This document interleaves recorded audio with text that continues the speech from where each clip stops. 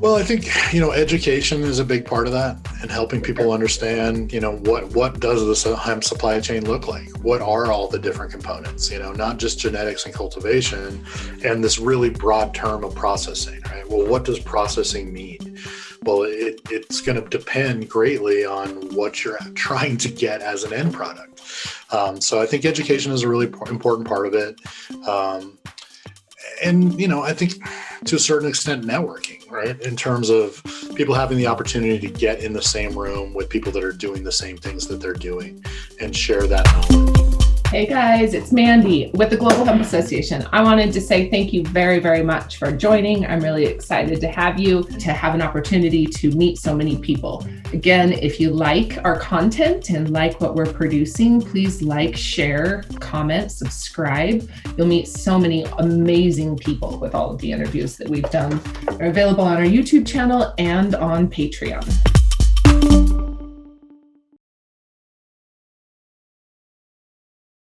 Well, I'm really excited. I'm excited to have you. I'm excited to share what you guys are doing. I'm really excited to talk about something that's not talked about very often. And it's, these pieces of the supply chain that are missed when we talk about harvesting. Everybody's excited, or I guess growing hemp in general. Everybody's excited to make the big win and forgets these really valuable pieces. So I welcome you. I'm excited for the intro. Do you mind giving a quick intro to who you are, what you guys do?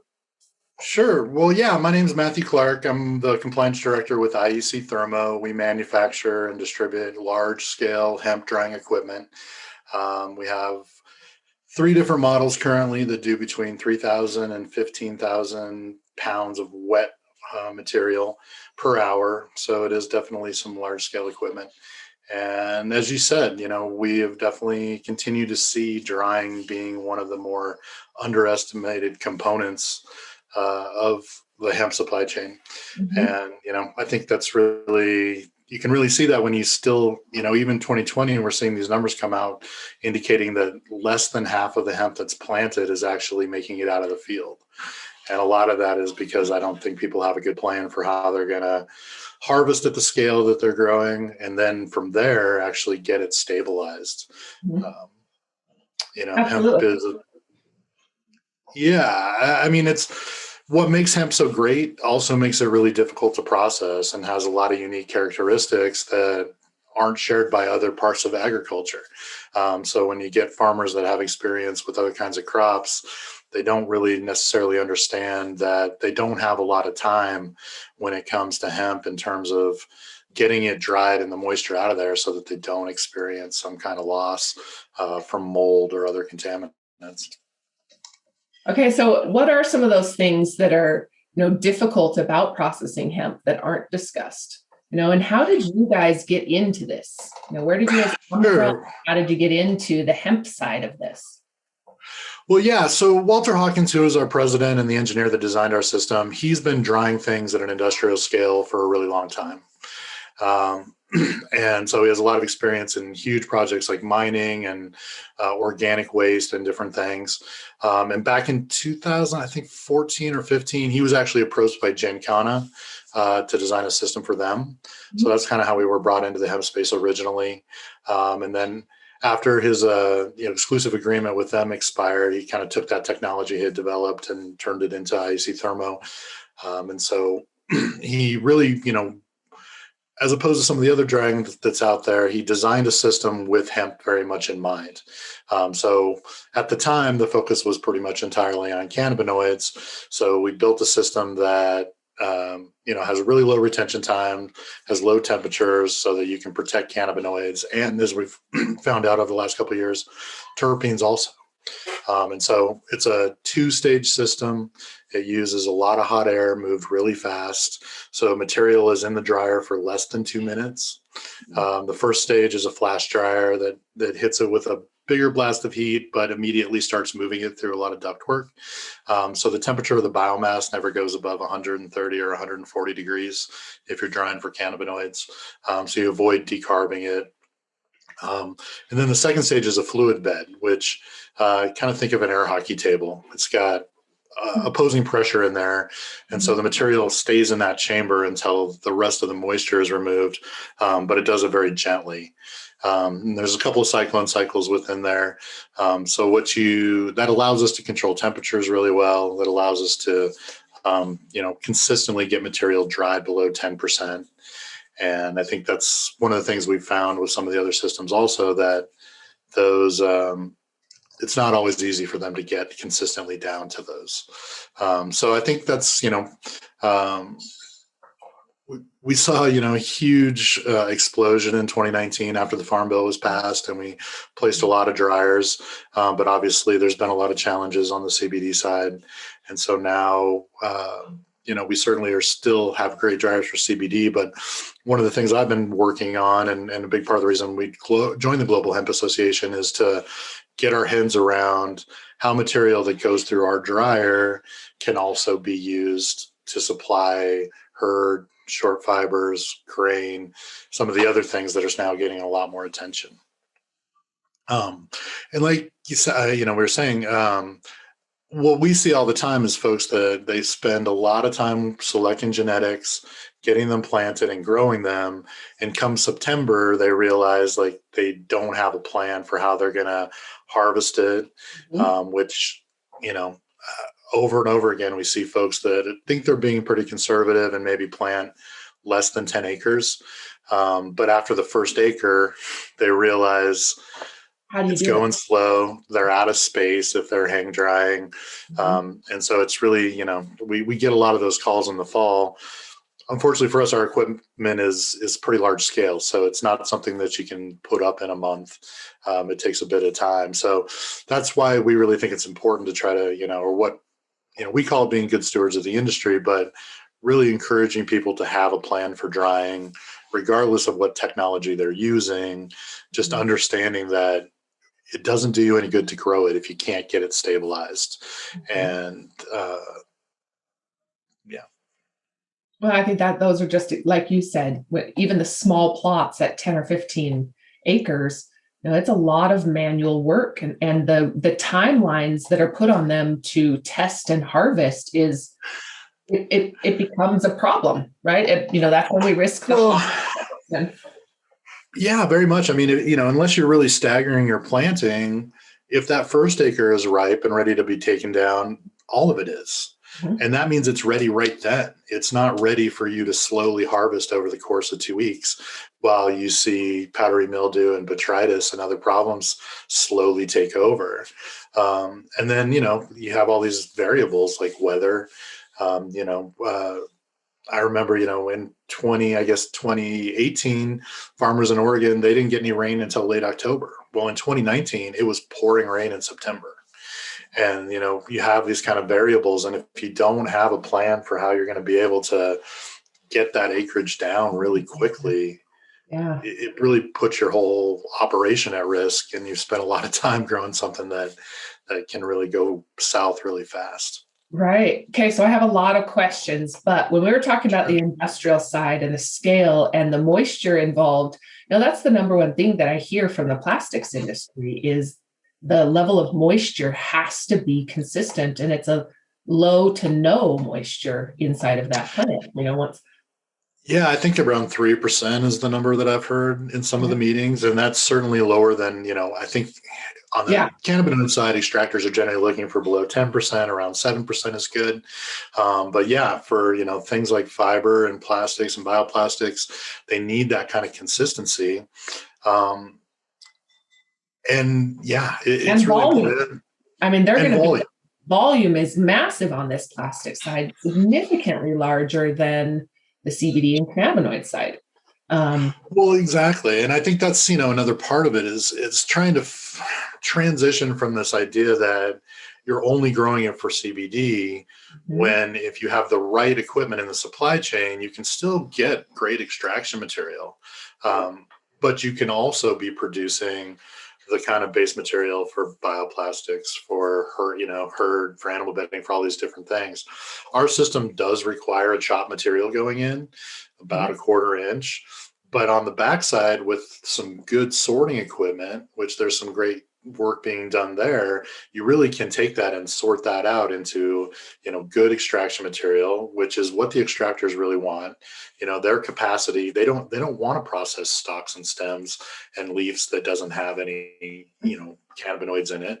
So you can give them the best material that they're looking for, but you can also get good clean hurd, good clean short fibers, because even though we're looking for a 1/4 inch, those fibers are not a 1/4 inch. They're usually an inch or longer. They'll get pulled off through that process. And then also because of our system and the way that it's gentle, we can dry grain, right? So we can, get those all out. So part of that, I see a lot of folks sort of giving up on the cannabinoid side, but I think it's, if you're only going to focus on the one output, I understand why it's really challenging. But if folks start to understand more about how they can get value out of the entire part of the plant, so there's a lot of work to be done in figuring that out. But I think that's one of the things I'm excited about, is that as the focus has gone away from just CBD and we see all this interest in solving these other problems, there's a lot more potential for this to become predictable for farmers. I think I don't remember the gentleman's name in one of the sessions we were talking, Global Hemp Association meetings last week, just sort of talking about, for a farmer to add another $100 per acre, that's a big deal to them. Mm-hmm. Because I run into a lot of folks that look at, the price per ton of something like hurd, and they're like, yeah, that's not very much money. Well, when you add that on to a much larger operation and make it, it makes the investment in the equipment all make a lot more sense. So it's exciting to see that people are starting to have those discussions. But I'm sure, as we're kind of at that chicken and an egg situation, right? Where we know more of what we need, but actually getting those facilities, getting the equipment out there is more of a challenge. Right. Okay. So when we talk about the myths, right, or these stories, right, that we hear about large scale production, or I don't even know myths, right? There's this big debate right now in the industry between large scale and small scale production. And how do we bring it, especially on the industrial side, forward, or scale the CBD side, right? We've saw a lot of big companies come in, but weren't necessarily successful. And I know that there's a lot that plays into this. So what are some of those, what are some of the challenges that you've seen, and what are some of the, things you guys have discovered that are maybe misunderstood? Well, yeah, I think the primary, myth or misinformation out there is that using any kind of a mechanized drying system is going to automatically produce a low quality product. Mm-hmm. Everything is kind of compared to hang drying and taking, 4 to 6 weeks to slowly cure a product that then, I've spent a lot of time in the adult use space. That's where I've learned a lot too. In the what space? Adult use cannabis, or legal recreational cannabis, where we do dry everything that way, because the vast majority of what you're going to put out is a smokable flower product, and that needs to be prepared in a certain way. Mm-hmm. And the same thing is true of hemp. What we try to tell people is you have to work backwards from what you're trying to produce, and then figure out the most efficient process to produce that. Mm-hmm. So putting a lot of effort into something that's not going to give you a big return doesn't make a lot of sense. And that's why mechanized drying, mechanized harvesting, when you're talking about acres versus square footage of canopy, it makes a big difference. And yes, there's going to be some level of loss that happens in these processes, but it's all very comparable to what happens in hang drying or in other ways of harvesting. Especially if you're smart about how you do it and you handle it as much as possible when it's wet, when you're going to do the least amount of damage, lose the least amount of trichomes, and are able to do it all really quickly. In our system, if you're growing 10 acres, you can stabilize it in a day instead of 6 weeks. That's massive. That's game changing. Right. Really, and that's what, and it's scalable. What allows for scalability. Exactly. And we also understand that it's important to be able to, not just say that we're protecting cannabinoids, but to be able to prove that, right? So we have an ongoing project where we're collecting COA data that compares, lab dried samples to samples dried through to show folks that, we do protect cannabinoids, and we do protect a certain amount of terpenes if there's terpenes in there to begin with. So we want to be science-based and not just making a lot of claims about it. But if we can get folks to understand that, they're really not going to experience the kind of loss, you can still produce a quality product. Now, again, working backwards, if you're producing a craft hemp flower, you're still going to hang dry that. You're still going to cure it. Right. You're still going to do it a certain way. But what I try to get folks to understand is you don't have to treat the whole harvest the same way, right? Go in there, take out your best craft flower, and then machine the rest of it, because the extractors don't care what it looks like, right? And when it comes to herd fiber and those other things, the byproducts, that doesn't have anything to do with a drying and curing process. It's just wasted time and space. So it's really that scalability they talk about, and getting folks to, we've looked a lot at like outdoor cannabis production and how people have done things on that scale, and then tried to apply it to hemp. And so we ended up with lots of giant Christmas tree style plants that are really, really, really difficult to harvest. People are starting to learn that maybe that's not the best way to do things. And just taking kind of methodologies that aren't really scalable. Yeah. You're talking about 5 to 10,000 square feet per acre to hang dry. Yeah. And then you need to have climate control for all that afterwards, because if it doesn't matter how dry you get it, if you can't keep it dry.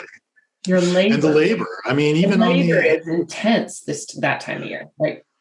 Well, absolutely. And I think, there's a lot of money always flying around in these different industries and perceptions that people are making huge profits. But I'll tell you, on the cannabis side, they aren't making that much money. And the number one reason is labor costs, right? When you're still having to spend so much money on labor to produce it, so much money to dry it, to hand trim it, to do all of these things, to package it, we're starting to see better equipment come along to make that more possible. But one thing I've learned, whether it's hemp or cannabis, it's all about your cost of production.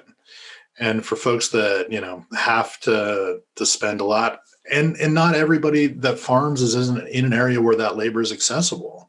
We have guys in Colorado that are like, well, I can get lots of cheap farm labor. Okay, well, that's not necessarily the case in Illinois or some other places. So it needs to be thinking about how can we replace, when possible, the human inputs with more predictable machines that still give you a quality product. They just allow you to do it at a much larger scale. Right. Right. So what other industries would you say, because I always look at the grain industry, right? That there are things that are already happening in seed production or cleaning or drying or treatment of any of these other, commodities that have to be somewhat similar or line up with ours. What have you guys found in similarities and big differences? Like say to some of these other, especially the big dryers that your CEO has already manufactured and put out.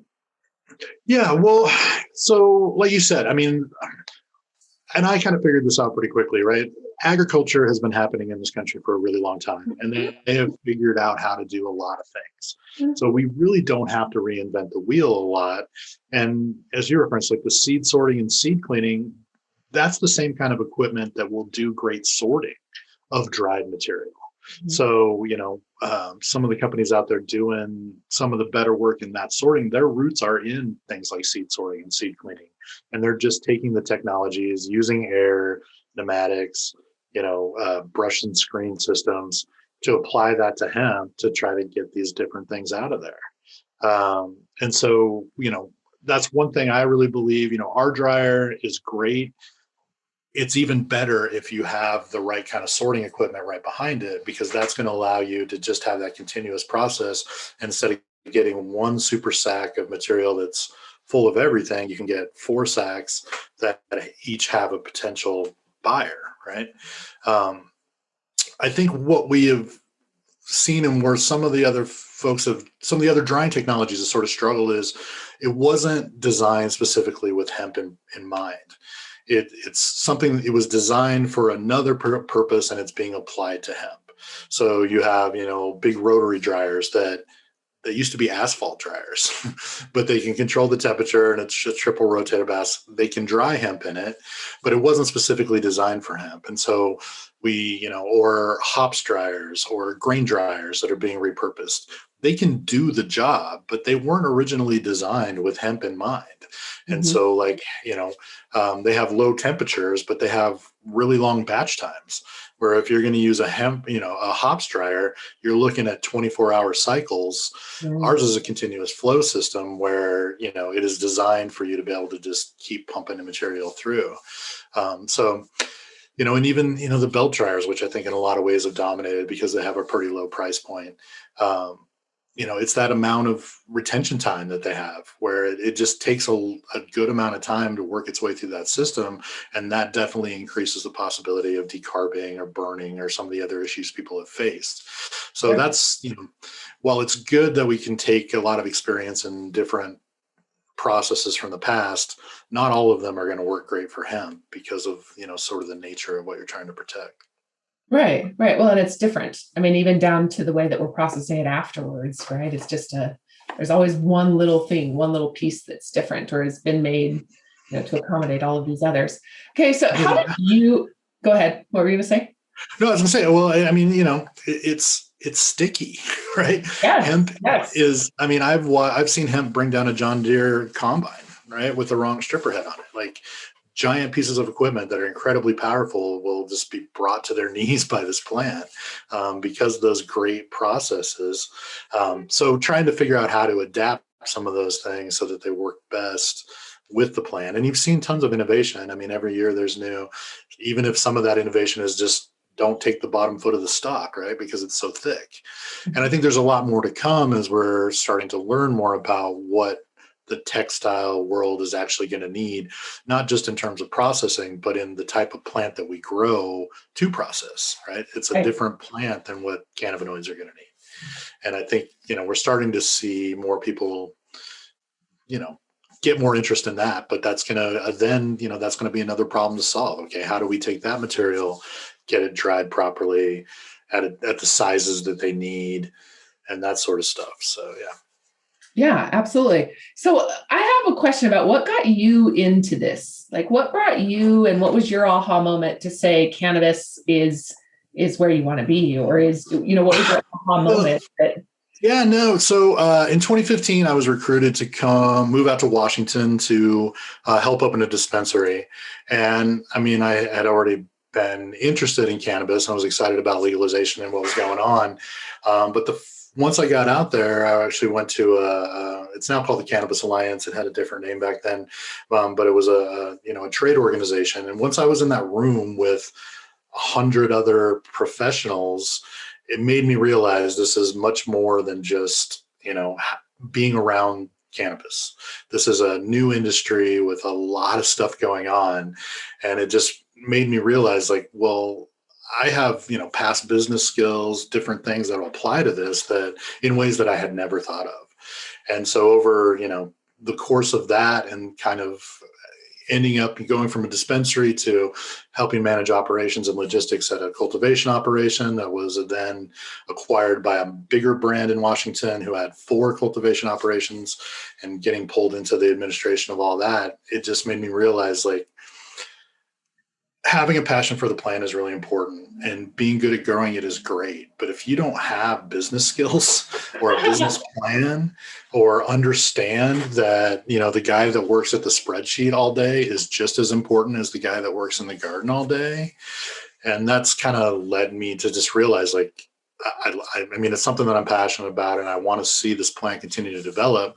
But getting folks to bring just the regular business skills into the industry is, what we need a lot. And in some ways is what holds us back, because a lot of those folks, and it's getting better. I think with the legalization of hemp, you've seen a lot more people come in. Now you're seeing a lot of, the bigger brands, they're going after the people with consumer packaged good experiences, like a lot of that kind of real thing. And a lot of those folks, sometimes it's still, they're on the fence a little bit about it. Is this going to last? Is this going to go away?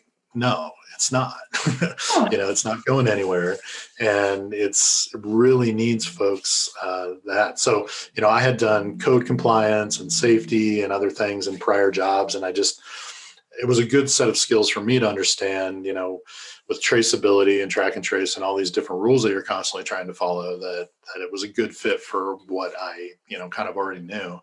And then a guy that I had worked with in the cannabis space was a sales guy there. He went to college with Walter, who designed the system and was their primary sales guy. And he brought me into IUC when there were only 3 employees and things were starting to go crazy. So I just kind of plugged in there and helped, where I could, and we all wear a lot of hats there. So, I helped with a little bit of everything. But it's been an amazing experience because I had already kind of had this roller coaster ride with cannabis and got to see, what it's like to run a dispensary, what it's like to harvest every 14 days and try to package all that and get it out. And then, to a bigger extent. And then I was brought into the hemp side of things where, it's exponentially larger. Right. And there's just a lot more problems that need to be figured out to stabilize the supply chain and all these things we're talking about. So it's just another one of those things where it's like, well, this is all pretty cool, right? To get to be part of figuring out what this industry is going to be. That's what I try to tell people. We can figure it out, or somebody else will. So why not have us figure it out, whether it be on the regulatory side and trying to get those folks, many of whom used to be in charge of something else, right? And now they have hemp and cannabis on their plate and they don't know anything about it. That's why they need folks that are passionate about it and are trying to be good stewards and help move things forward. So yeah, I mean, there was a time when I wasn't sure what I was going to spend the rest of my life doing. And now I know, it's going to be being involved in this industry and trying to move things forward and trying to learn as much as I can about, every aspect that I can keep stored in my brain. It's crazy how much I've learned and how much the more I learn, the more I realize I have to learn. I mean, and I think you said it well, there are so many problems or so many things that we still have to work out within this industry on the hemp side that just haven't been touched or are hardly addressed. I saw a great post today. Somebody had an American flag made out of hemp, and that's a great thing. But the reality is that there's a very small chance that hemp was actually grown in the United States, right? Because even though people get excited about textiles and paper and all these things, they don't understand that we don't have any of the supply chain in place to produce that stuff. And it's coming from Europe or China still, right? But I think as we continue to move forward, that's definitely going to change. I think the hard part right now is kind of having the patience to do that, because it's not an easy task, right? I mean, it's difficult to get financing. It's, we had a lot of people that got burnt because of the way CBD went. And now to get somebody to finance a large piece of equipment or a big processing center, it's not so easy. But I really believe that we need to have some of these exist and show that they work to really kind of bring investment in. Once there's a facility that can take in green hemp and turn it into all these different things, it's going to be a lot easier to get the money guys to come in and then bring those facilities all over the place, because that's what we need to make it work for farmers. They need to have predictability. They need to know that there's going to be a market for what they grow, because they want to be farmers. They don't want to be a vertically integrated CBD company. And the ones that have tried. Yeah. That's where I see a lot. We really have seen a shift from individual farms wanting to make that investment in equipment, thinking that they were going to make a lot of money off of their CBD crop. That's, now it's much more about finding cooperative groups that are interested in doing it, or vertically integrated entities who understand the need of having this. But it's going to take some time, as we kind of work this stuff out. But I'm very encouraged by the discussions that are happening now, where folks are really starting to get down to the details, right? Mm-hmm. If I can understand what are the specs that they need for hempcrete, what are the specs that they need for paper, what are the specs that they need for textiles, then we can go about sourcing that material, because we know people that grow, we know people that dry, we know the right, a lot of folks across the supply chain that have different equipment. It's just that way of figuring out what is that end product that you're trying to produce and what's it going to take, with all these different elements. We figured out pretty early that we couldn't just be an equipment company, that we kind of had to become experts in the entire supply chain because everything is so new for everybody. And, so we've worked hard to try to develop partnerships across the supply chain so that we can kind of help folks, from genetics to, monitoring equipment, track and trace options, to harvesting, different specialized harvesters, and then the post drying sorting and all that stuff, so that we can kind of help people understand the dryer isn't going to do everything. Right. Right. It's going to take more. It's one piece, but it's one piece. It's a very it's a really important piece because stabilization is essential. If you get it dried and stored properly, that gives you a lot more time to do something with it than, trying to hang dry 10 acres and come up with 100,000 square feet of room and then handle it a whole bunch after it's dry and brittle. What they often call dust in the hemp industry is really the money, right? At least on the CBD side. Yeah. So yeah, it's pretty interesting to see everybody try to figure that out. But like I said, I'm very encouraged. That's one of the things I love about the Global Hemp Association is how many folks are coming at it from different angles, trying to, connect and bring together those solutions. Yeah. Yeah. So if it fits inside that box, who is that ideal prospect or client for you guys? What's your model, or where are you guys really headed in the future with organizations or collaborative? Yeah, I think one of it is really the co-op model, where maybe a group of farmers in a particular area. We certainly understand that it's not going to work for farmers to ship wet hemp more than 50 or 75 miles. Right. So it needs to be something fairly localized. So co-ops are definitely part of that. We also talk more, to some of the bigger vertically integrated companies that want to have more control over bringing in to be able to contract. It's my dog, Lily. Bigger folks that want to be able to contract with farmers and guarantee that they're going to be able to help them harvest and dry that material. Yeah. So, there's definitely some extraction. We're actually seeing, international interest. We just got a job in Thailand. So there's definitely a lot of stuff going on, and not just in the States, but worldwide. Oh, yeah. So we're certainly looking at that and trying to figure out, because, it doesn't matter where you are, what you're doing, you got to have a plan for how you're going to dry it. Yes. Well, and even if it's not for your product, the byproduct that you're getting rid of or selling or using, that's I look at all of these, these big hemp farms that have this extracted biomass and this waste, and what's happening with that, and where's it going? And that's just one piece that then could be sold into the industrial market that's just not really I know it's being explored and talked about, but. Well, yeah, no, we actually have a dryer that, an alcohol recovery dryer that you can put that spent biomass through. We sold a couple of those, and honestly, the companies went belly up before we were able to deliver. And that's another thing we're looking at, even on the cannabis side. That is something we're looking at more, putting together a smaller capacity dryer with just a single stage that would, serve the cannabis industry more, where they have a lot of spent extraction material there. They could still be dried and then sorted out and used for other things. Sure. So yeah, it's really, and we're also doing work outside of the hemp space. We have dryers that are great for distillery grains. You can use your hemp dryer in other parts of the year to dry things like alfalfa, organic waste. There's a lot of applications in the dairy industry.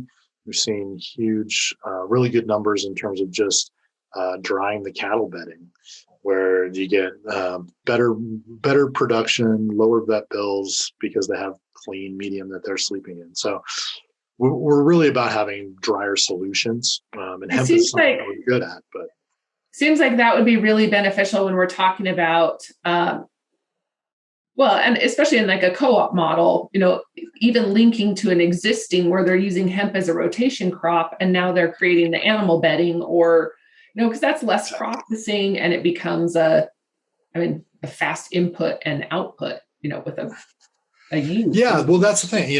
We understand that the ROI on something that you're only going to use 3 or 4 weeks out of the year doesn't make as much sense. So we want folks to understand that you can make some modifications or use it in different ways. We've made our systems so that they're GMP compatible. They're very easy to clean, lots of access points. So if you're going to use it for different processes throughout the year, you can certainly go back, clean it out. Yeah. So you can use it. So yeah, organic waste, all different things. And that's, so being, multi-purpose, that's something that we want folks to know. You're not just getting a hemp dryer, you're getting something that can also be used for other drying. Yeah. And if you're not trying to protect cannabinoids, the outputs can be much larger.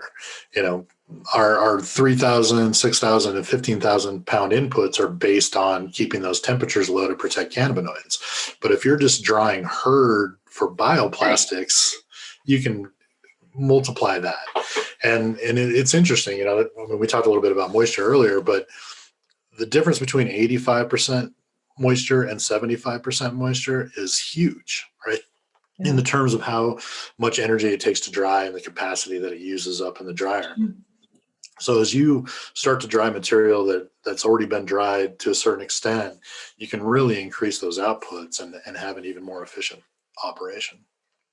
Awesome. And this is the kind of stuff I'm really actually interested when we talk about volumes. What are you seeing for volume, or maybe, I don't know if but some of the demand to feed some of these industries?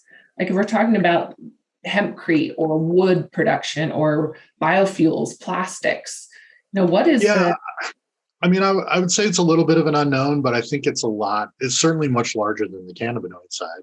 Oh yeah.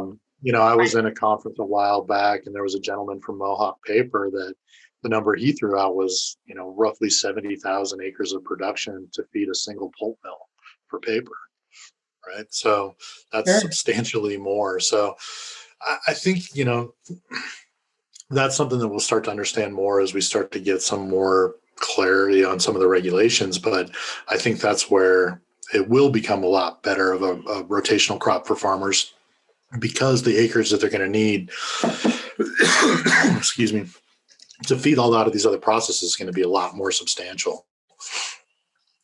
Especially, things like textiles, right? Where the density is going to be a lot different. The planting style is going to be a lot different. But it's going to ultimately, if we can move the textile industry back to the States because we can produce a lot of hemp here, I think that there's the potential for exponentially more acres than what you're seeing planted now. Right now there's been a big contraction because of the way CBD has gone, especially for those that were really focused on cannabinoids. I bet we'll see maybe half, there was a big pullback last year. There'll be another big pullback this year. But I think that's partly because you still have people sitting on 2-year-old biomass thinking that it has a lot of value. It doesn't. The best thing we could do is crush it up and send it to plastics. Well, that's what I was going to say, and all these bales that are sitting around that are construction material, maybe. Well, exactly. It still has a bit of value to it, but not as an extraction material, not as, something and that's what I see a lot of people just kind of trying to hold on to this stuff, thinking that it's worth something. And that's leading to, this sort of, perception that there's no reason to grow it.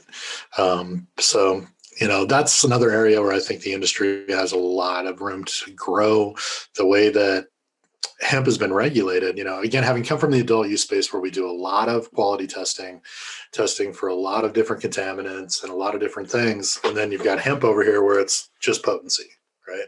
Yeah. So there's, as consumers get more educated and start to know what they're looking for, there's a lot of not good stuff in biomass, and not because people intentionally did it, but because of drift, because of, just the way that it's grown around all these other crops that are have a lot of pesticides and things applied to them. And there's just kind of, again, going back to myths and misbeliefs that I hear all the time. Oh, you don't need any fertilizer.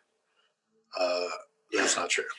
You don't need any pest control, or you don't need any pesticides if you're doing it right. I don't know anybody that doesn't have an integrated pest management program for their cannabis. And if they don't, it's proving to be a problem. Yeah, because it's just like any other plant out there, just like the flowers, something's eating my flowers right now, right? Well, and we love it. Why wouldn't they? Yeah, exactly. It would be silly to say, that those grasshoppers or bugs don't love those flowers when they start to bloom.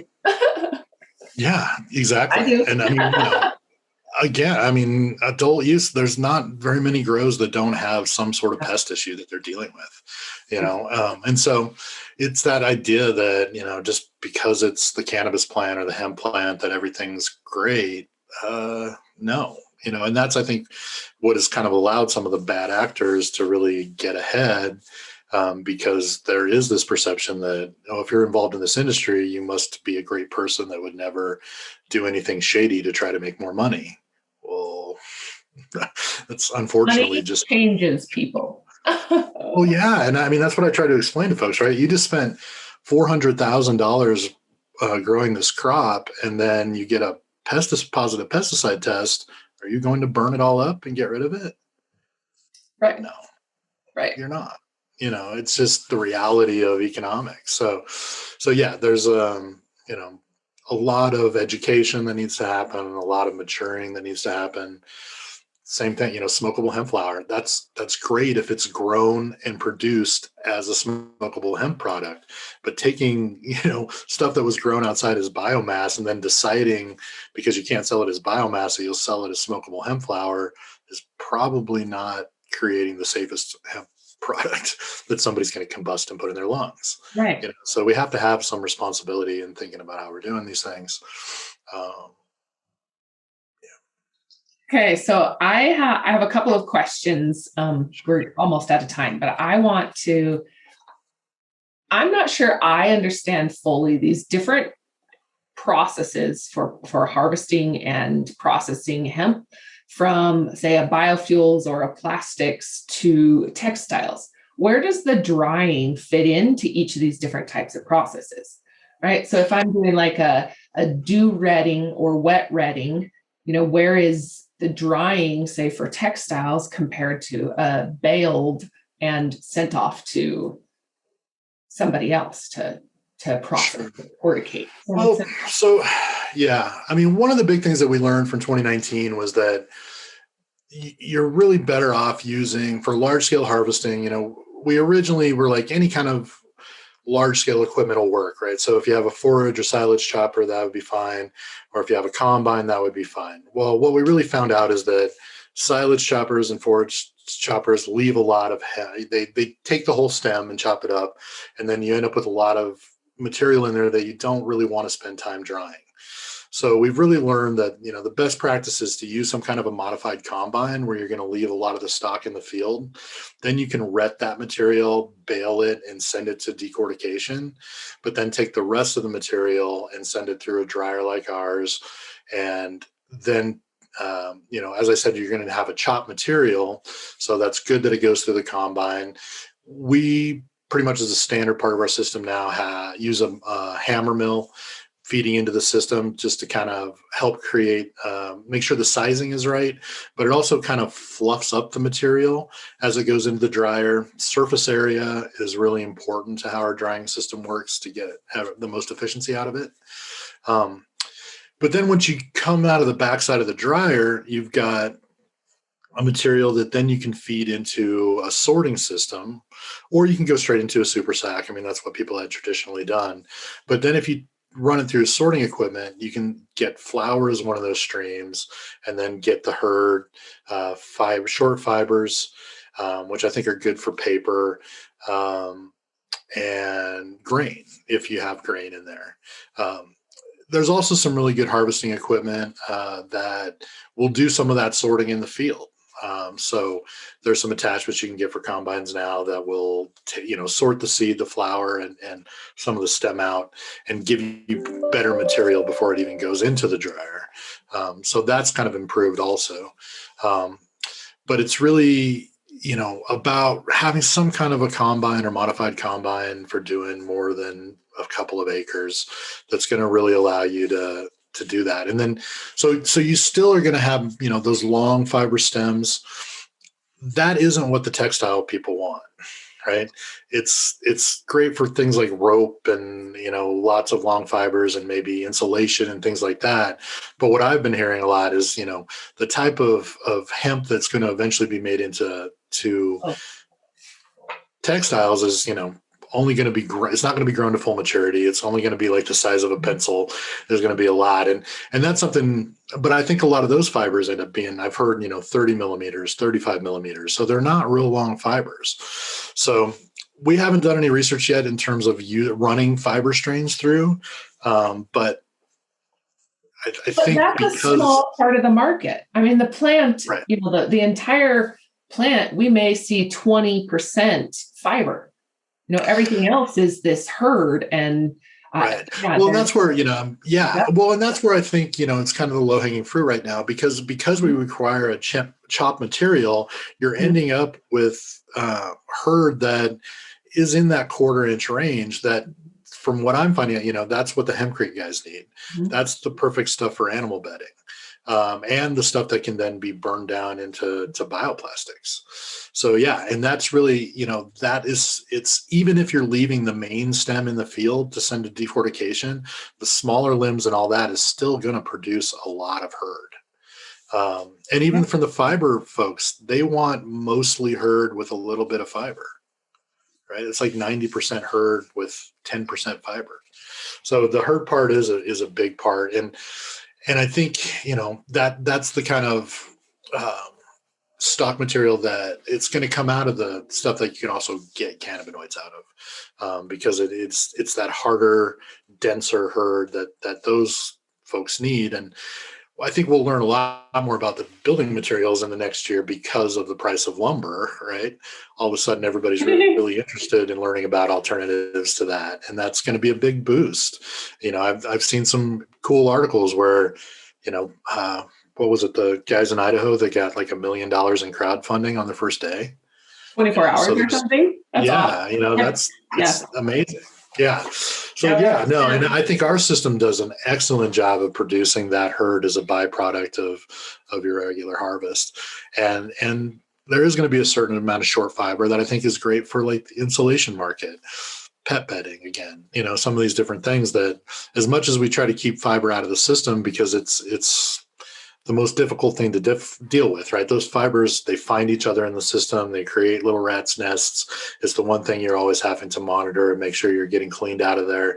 But that's, again, another stream that I think we'll find out more. And then, like I said, grain, with our system, because we have that fluid bed in there, we can run it at the temperatures to make sure that we get the moisture out of the seed to get it to where they needed it. Because that's, I think, something that other systems struggle with, because they have, they either have to leave it in there a really long time to get it that low of moisture, which then causes other problems, where we can get that moisture low and still have very low retention times. Right. Okay. So I'm really curious about the grain side. I think it's something we just don't talk about enough. In fact, I started another group to meet monthly, maybe even twice a month, but biweekly for grain and the food side. Now, I think what we're going to start seeing on the protein and the food, it's going to be game changing. Yeah, no, I really think, I think that's what I sort of see as more of the future, is not the monocrop, but more of the, dual crop or tri-crop, where you're going to plant a genetic that has a lower amount of CBD, but also gives you grain and also gives you a certain amount of herd and these other things. And that's what I'm kind of excited about. And I think that's what's going to work best for more of the traditional farmers. Chasing high potency cannabinoid material just makes it harder to process. And you can look at like Canada, we have a dryer up there. Those guys grow the taller strains that's around 5% CBD, but they take, they harvest that separately, then they wet the rest in the field. There's, different ways, and they're still able to get, if they want to grow for grain. So I do think, especially as we are allowed to get a little more guidance and get that into animal feed, as you said, it's an amazing source of protein. I think it's going to eventually replace a lot of the pea protein and the other stuff that we see out there, because you can really produce a lot of it. But I think it goes, so I do think we're going to get a lot more interest in that. And like I said, our system is a good match for that, because we can dry that seed down to the moisture that they need. There's a lot of adjustments allowed in the system to be able to do that. And so it's certainly something we think will be an important part of the future also. Okay. So what about Utah's market? Matt, what can we do for Utah? I keep getting asked this all the time, and I feel like now I'm at this spot where my backyard needs support, and how do we present the opportunity? I mean, it's not even so much about support. Utah's thriving. And this is where I think it becomes more difficult, as we are such a tech scene that some of this manufacturing may not have the attention that it could potentially. Right? How do we bring this into Utah? How do we put some of these facilities in Utah? No, I think that's a good thing. I mean, I think, when I look at Utah, I think it's a little bit of a chicken and an egg, right? Because Utah's such a rail hub, right? But we've only had one shipment of hemp on a rail so far. So we need to see an improvement of that, where potentially, because that's where it's going to make a lot more sense for folks to maybe send baled material across the country to be processed, right? If they can do it on rail, that's different than talking about trucking or any of the other options that are out there. So I think that's something that we should be looking at is, how do we get a processing center? And we've, one of our first dryer sales, I think in 2015 or 2016, was here in Utah. They're right in the middle of Salt Lake, but they are trying to sell their dryer right now. They've kind of given up on it. So so I think again, it would be a great place to try to put a processing center, because we have we're surrounded by a lot of other states that have production and could really. And we're a manufacturing state. We're a manufacturing and agriculture state, right? That's become tech. Right. No, it's true. But really, we've got our freeways are massive. I just think there's great opportunity. What we can do for our air quality by harvesting and growing hemp, I think is just, it would be a game changer for our valley. And I'd be interested in collaborating and seeing what we can do to kind of even open the doors or get a hold of some of the grant money that's available for our.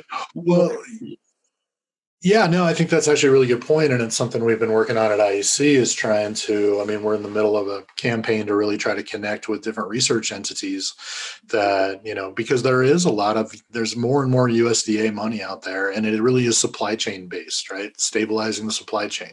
$4 billion was just released. Yeah. $4 billion for food supply chains and integration. Yeah. So I believe Utah State's doing a lot of research. So that might be an avenue, because you really need that research element to help you get these grants. But yeah, no, I'd love to work with you on that, because again, for this all to be sustainable long term, it has to work for the farmers first, right? So we have to bring some predictability that when they grow a crop, they're going to have a place to sell it. And for that, we need to have these processing centers. So yeah, I think those grants might be a great way to do that. And that's the thing. Even, in some of the other work I've done, I get really excited when you realize that there are federal dollars available now to help support this industry. To have gone from a place of total prohibition to, grants being available to help people. It's pretty exciting. It's game changing, really. And it's really what I think that we need in order to move the industry forward. Yeah. At one point I heard somebody mentioning that there might be the potential for them to start to do some block grants for equipment, right? That would be huge if that happened. because as I mentioned earlier, financing is a real issue. You can find financing, but the rates are pretty unfavorable. And so to have that kind of, have somebody come in and back up the supply chain and make a partial investment is going to make it a lot easier to get these centers developed. How can the association help support in this? I mean, my mind is starting to spin in all of these connections and things like that. But, how do we, and I look at this as our community people, both buyers and farmers, need somewhere to go to know that if I grow, who can I take this to help me process it? What's this next step? Right. So from your perspective, what is this? Where does the community really step in, or what do we need to do to help bridge that gap and move this along? Well, I think, education is a big part of that, and helping people understand, what does this hemp supply chain look like? What are all the different components, not just genetics and cultivation and this really broad term of processing, right? Well, what does processing mean? Well, it's going to depend greatly on what you're trying to get as an end product. So I think education is a really important part of it.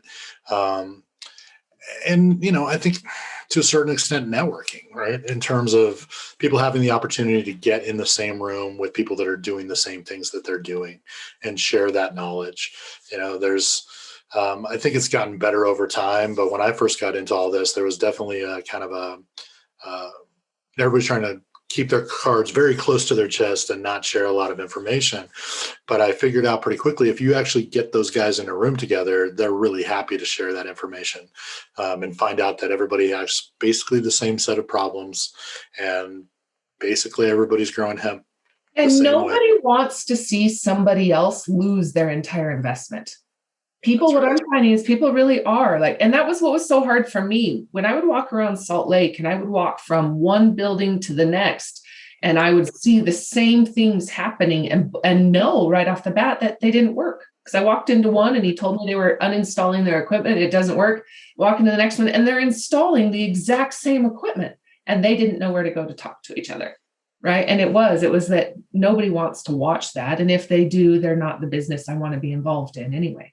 But for the most part, I'm with you, as people are eager to start sharing, or more eager. And so I'd love to even, sit and have those one-on-ones on a regular basis. It is.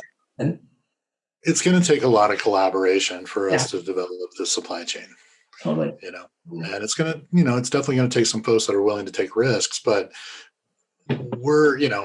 we always want to share the information that we have to try to help people avoid making unnecessary risks and taking unnecessary losses. Because at this point, there's probably somebody that, like you said, has had that piece of equipment. Did it work the way they thought it would? No. Or it did, right? And they want to move forward. Right. Or, hey, instead of doing it in this order, do it in this order, or start it on this temperature instead of this temperature. Right. Or, talk to this guy, because if you put that equipment next to that equipment, then that's a game changer. Right. Mm-hmm. But if you're just trying to do it on its own, then you're going to have these issues.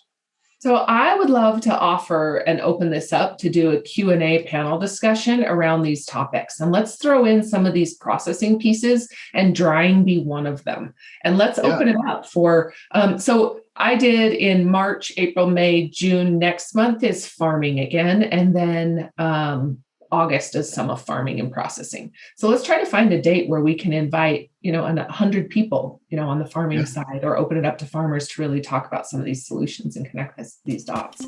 Yeah, I'd love to do that. That'd be great.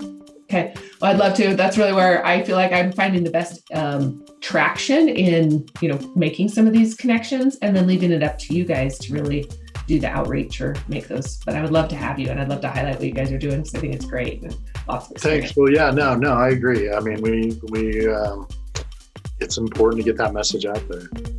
Well, and just knowing who, like you said, who to talk to, and instead of spending your legwork meeting 50 people, let's try to bring them to one room and see if we can engage in some of those questions. But I'll let you go. It's your time to go shine for I got to get over there. I want to keep my appointment, but I appreciate you. And